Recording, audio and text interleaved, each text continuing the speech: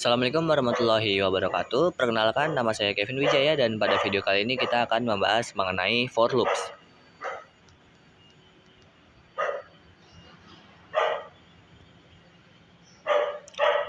Dalam bahasa pemrograman, biasanya ada fitur yang bernama perulangan. Salah satu fitur ini perulangan di Kotlin adalah for. For digunakan untuk melakukan perulangan literal dari data iterator seperti array, range, dan lain-lain. Nah, di sini ada contoh kode for array, Pertama, for misalkan loops itu file name bisa sama dengan digunakan untuk array of Eko mengambil Kurniawan data satu Kennedy, persatu for dari data name in array. names, maka print Nah, name. caranya seperti Oke, kita bikin for loop. Nah, di sini saya bikin array dulu ya. Array sama dengan array of, saya di sini Eko Kurniawan Kennedy. Nah, pertama saya bikin for kata kuncinya. Lalu di sini nama variabel yang akan saya gunakan sebagai nama variabel untuk menampung data tiap iterasinya atau tiap perulangannya. Contohnya di sini saya name ya. Saya gunakan kata kunci in terus array. Ini variabel array yang ada di sini.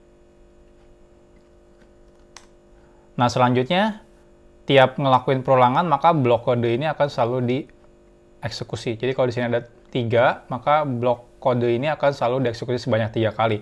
Dan di dalam blok kode ini saya bisa ngambil variabel name. Dan variabel name ini akan selalu berubah sesuai dengan perulangannya.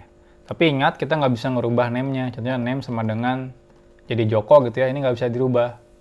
Jadi dia itu adalah sebenarnya file atau immutable. Dia akan berubah tiap perulangannya, tapi kita nggak bisa ngerubah data name-nya ini. Jadi cuma bisa buat diambil tanpa bisa dirubah.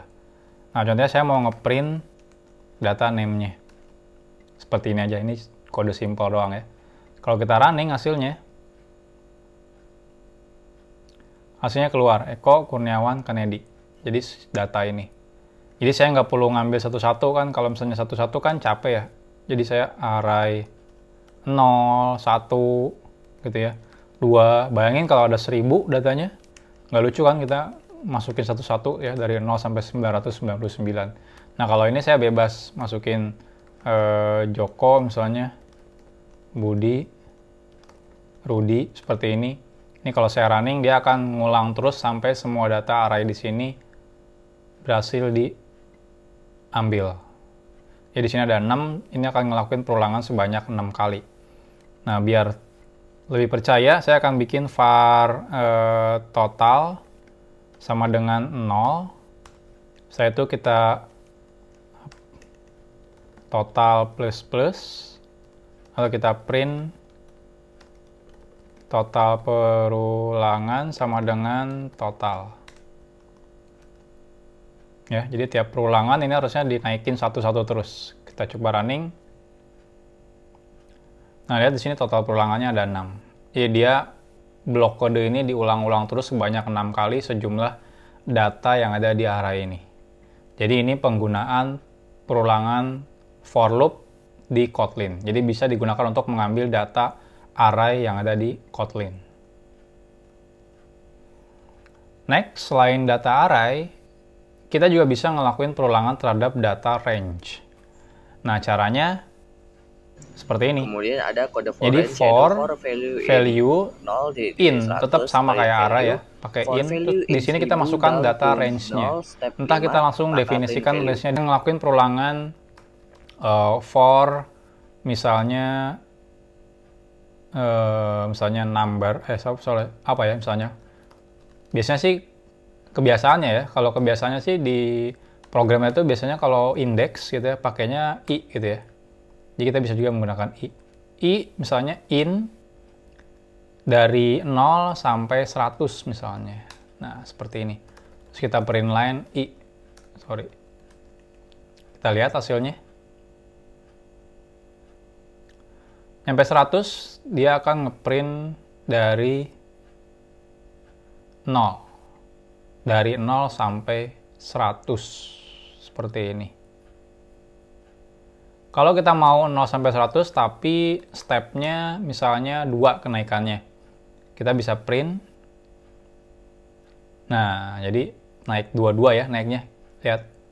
Ini kita kayak mau tampilkan semua bilangan genap gitu. Nanti keluar semua 0, 2, 4, 6 keluar. Atau kita nurun juga bisa kayak 100 down to 0 stepnya 2. Nah, hasilnya seperti ini. Dari 100 turun terus sampai 0. Nah, jadi ini cocok banget kalau kita ngelakuin perulangan dan kita butuh data angkanya. Jadi kita menggunakan for loop digabung sama range. Atau bisa kombinasi juga nih. Contohnya, saya kan punya data array ini di sini ya. Nah, ini jadi saya bisa dari 0 titik-titik sampai ke, saya pakai kurung ini aja ya, file length array, ukuran array sama dengan array dot size. Nah, tapi kan kalau ini kan 1, 2, 3, 4, 5, 6. 6 kan size. Tapi kan kalau indeks berarti di ujungnya 5. Berarti size minus 1. Nah, ini bisa 0 titik-titik ukuran array seperti ini.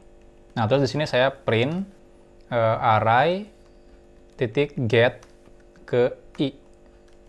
Nah, jadi kita bisa ngelakuin perulangan seperti ini juga, kombinasi dari range dan juga array. Ini kalau kita running hasilnya, nah seperti ini. Nah, atau lebih enak saya ganti indeks ke i sama dengan array get i. Nah, ini kalau kita running hasilnya lebih menarik lagi. Nah, seperti ini. Indeks 0 datanya Eko, indeks 1 datanya Kurniawan, dan seterusnya. Nah, ini bisa kita kombinasikan antara range dan juga array. Nah, jadi ini perulangan for loop di Kotlin. Jadi kita bisa gunakan for loop itu untuk tipe data iterator, di mana beberapa data iterator yang sudah kita bahas adalah array dan